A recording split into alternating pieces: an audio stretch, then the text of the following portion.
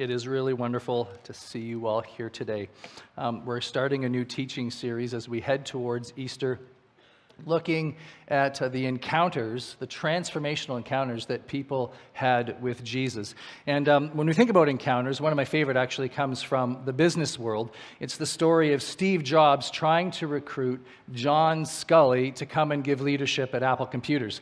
John Sculley had been kind of one of the leaders at Pepsi, had been in particular very involved in helping them come up with all kinds of new creative advertising, and really had put Pepsi on the map.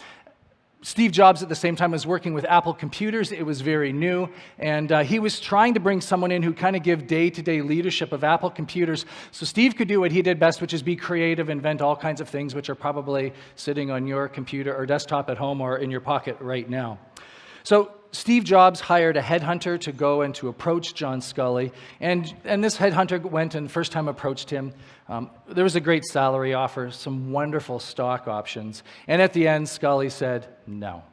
It was almost as if he had Pepsi in his veins. He'd been a lifelong employee and really was being looked at as to be the top person in that corporation. Well, Steve Jobs was not to be kind of quieted easily, and so he came back again. In fact, the two of them had an opportunity to meet while Sculley was in the city at the same time. And so after their meeting, both Sculley and Steve Jobs went away thinking, man, I really enjoyed the other person's company. They're a lot like me, and we have a lot in common. But still, Sculley said no. 3, 4 more times, Jobs approaches Sculley through different menu options, increasing the salary price each time for him, and every time he says no. So finally, Steve Jobs flies to New York City, and he gets right in front of Sculley's face and gives him his last-ditch appeal, to which Sculley says no. And so Jobs then gives what is oftentimes one of the great quotes in business world. He says this to him. He said, "Would you like to spend the rest of your life selling sugared water, or would you like to have the opportunity to change the world?" Sculley went home that night, and that question just sat in his belly and just gnawed away at him until eventually he called Jobs and said, "I'm in." He went on to become the CEO, and Apple just exploded after that. But it was one of those transformational encounters. And when we think about transformational encounters, we think of really two things. Number one, it's personal. We have an encounter with someone, and it speaks directly to us. It kind of stirs us up on the insides. It speaks to us personally. And that maybe even there's some things going on in our life that the other person wouldn't even know about. But in that encounter, it speaks to our very, very guts. And the second is, it's transformational. In other words, there's a change that takes place. This is not just an encounter and we think, oh, that was nice, and we go on doing what we'd always done. No, there's a transformation that takes place. We make a distinct change in our life, in the trajectory and the direction of our life because of that one encounter. Now, if you're a Christian today, you've had this experience. Whether it was a friend that read you the Bible, or maybe you came to youth group, or maybe you were in a service, or someone gave you some literature to read, and you had a personal encounter with Jesus. You sensed he was speaking to you, and you felt things going on the inside of you, like strings were being pulled, or something was going on in your own heart, and it was personal to you. It was like God was speaking to the very places in you that maybe other people didn't even know about. And you just sense that, I was created to have a relationship with God, but that relationship's not possible because of my sin, because of my brokenness, and because basically throughout my whole life to this point, I have told God, I'm not interested in you being leader of my life. I'm going to do my own thing. But now in this moment, you welcome him into your life. And it changes the trajectory of your life. It changes you. Not just spiritually and not just where you go someday when you die, but also here and now. It changes the person that you are becoming. Well, today we're going to look at a story of a transformational encounter because just like you, there's all kinds of other people who had transformational encounters with the person of Jesus while he was here on earth, and they're captured in the 4 biographies of Jesus. So I invite you today to turn to Mark chapter 10, and we're going to start reading at verse 46, and we're going to be looking today at the story of Bartimaeus, One of my favorite stories. Mark chapter 10, verse 46. If you're using the Bible in the seat in front of you, it's on page 1572. If you're at home, we invite you to look it up as well, and look it up on your phone also. So I'm going to read this and just kind of stop, make some comments, and then we'll kind of work through the story together. Mark chapter 10, verse 46 says this. Then they came to Jericho, and as Jesus and his disciples, together with a large crowd, were leaving the city, a blind man, Bartimaeus, that is Bartimaeus, or son of Timaeus, was sitting by the side of the road begging. Now, this is an action story. Jesus and his disciples and a large crowd of people had been in Jericho, but they're on their way to Jerusalem. Now, if you're familiar with the gospel stories, you know that this story takes place just before Jesus goes to Jerusalem for the events of Easter week. And so this is kind of him leaving Jericho, heading towards Jerusalem. People are going to be heading there for Passover. There's lots of people, there's lots of animals, there's lots of noise, and there's lots of energy in this group of people. And there is Bartimaeus sitting by the side of the road begging. And in the ancient world, without things like social assistance like we have here today, if you were unable to work, like Bartimaeus because he was blind, and you were poor, your system to looking after yourself was going to the sides of the road as people came in and out of town and asking for help, asking for money. And then people would give you money as they went by. So here is Bartimaeus, but he's stuck. He's not going anywhere. Jesus and his disciples and this large crowd of people, Mark says, they're on their way. Bartimaeus, he can't see them, but he can hear them. He heard them get closer. He heard the noise all around him, and now they're moving by him, and he hears them getting further and further away from him. And he senses like his opportunity to do something or to say something is coming to an end. If Bartimaeus wants to get Jesus' attention, he has to act now, because otherwise he's going to be left behind. You ever been left behind? Maybe as this pandemic continues going on or ending or whatever it's doing, you feel left behind. Other people are back at restaurants and gyms and they're traveling all over the place, and you're kind of feeling a little bit stuck where you are and feeling like everybody else's life is going forward, but I'm kind of stuck here. Maybe in life you feel left behind. Everybody else, their career is blooming and everything else is going right for them. They're taking off. They're doing all kinds of things. They've got great hobbies, but you feel a little bit stuck where you are. Or maybe even in faith. Maybe as you think about a series about people having personal encounters with Jesus, you think, boy, it's been a long time since I have sensed that God has spoken to me. It's been a long time.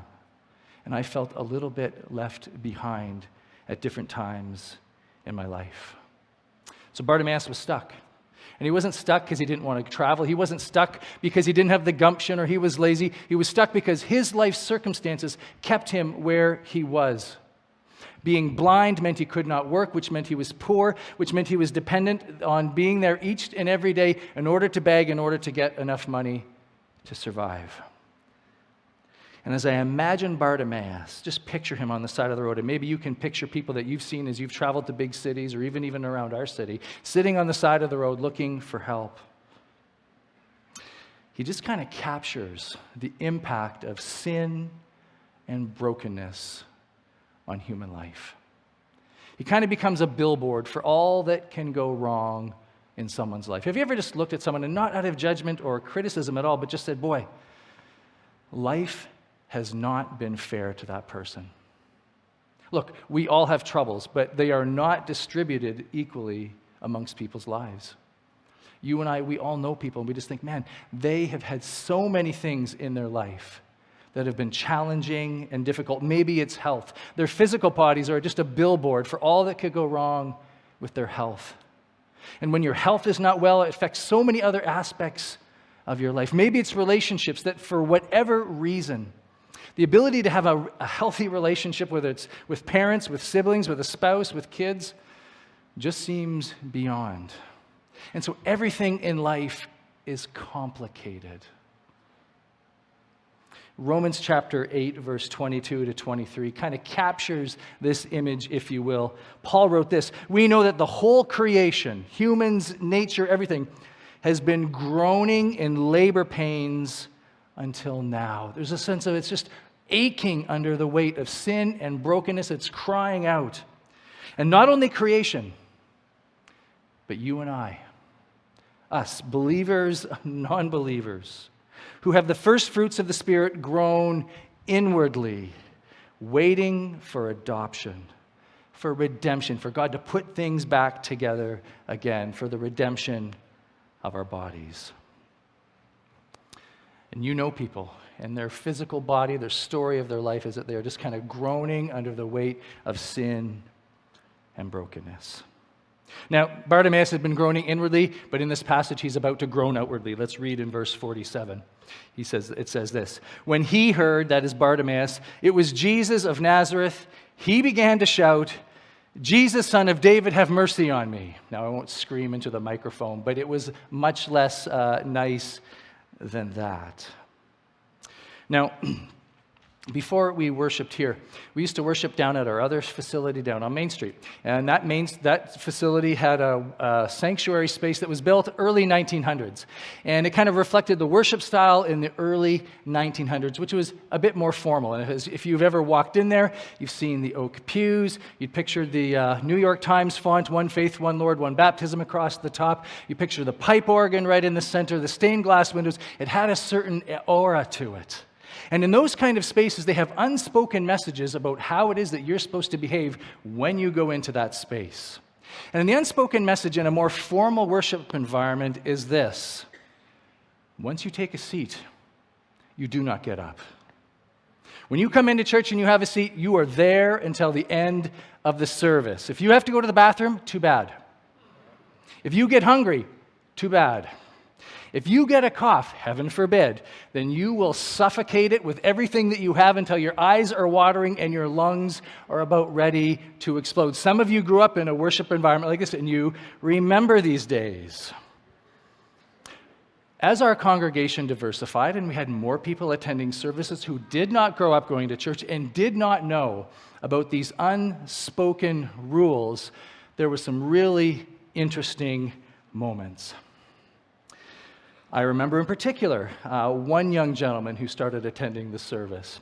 And he was so happy to be there, and he would come on in and say hi to everybody, and he liked to sit right down front. And he would come right in, and he would sit right down front, smiling at everybody and just kind of glad to be there. But as would happen sometimes in the middle of the service, our bladder tells us it's full. Well, he didn't know about these unspoken rules, so he would get up and he would walk right down the middle aisle, right across the back, up the stairs, out into the foyer, and go to the bathroom, and come on back right in the middle of the service and come right back down front and sit there again. Maybe 2, maybe 3 times a service. And sometimes, as is apt to happen, we get hungry. And on one occasion, I remember, he got up from his seat, he walked through the back, went across the back of the sanctuary, went out the front doors.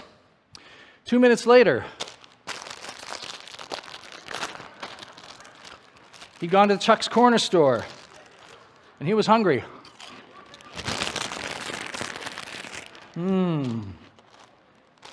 For those of you watching at home, they're all dressed. I think I took too many.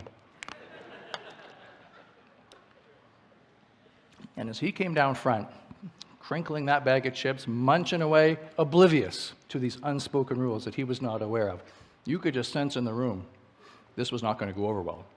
Now, I thought it was awesome because I was not preaching that Sunday.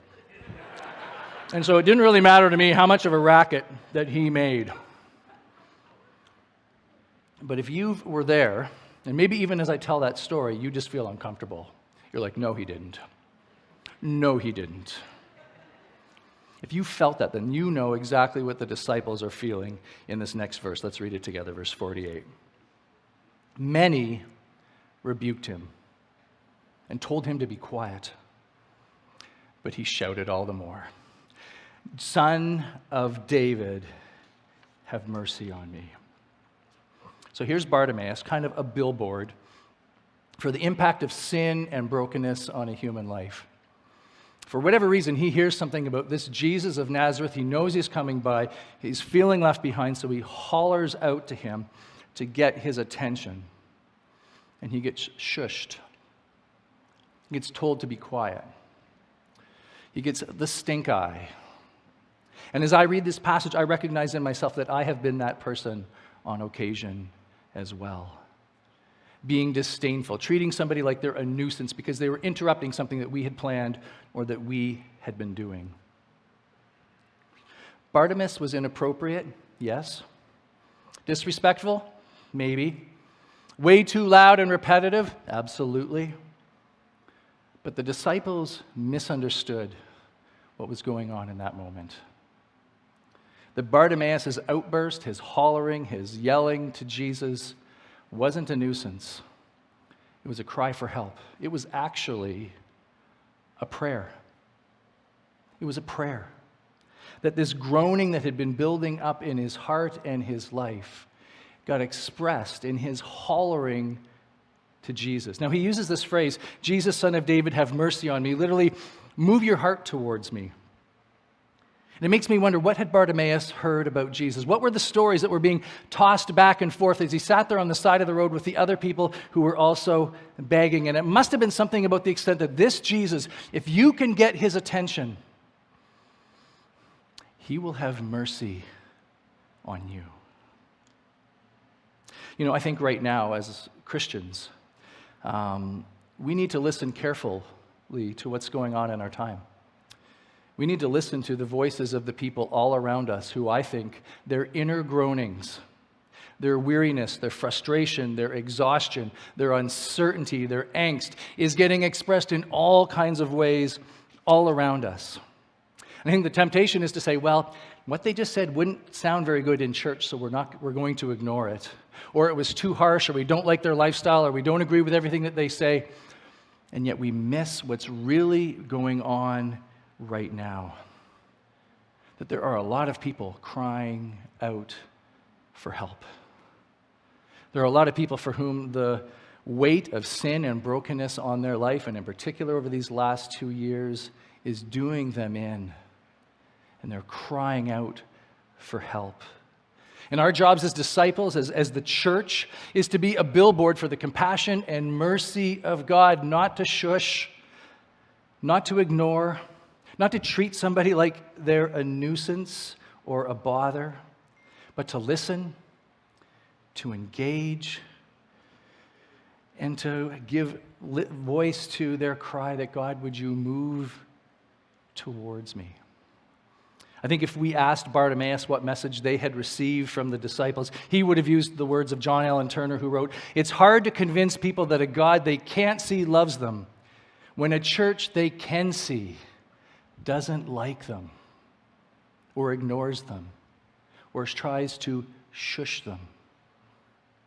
And I think right now we have an incredible opportunity as God's people in this time to be a billboard for the compassion and mercy of God towards people whose lives are tired and exhausted and worn out.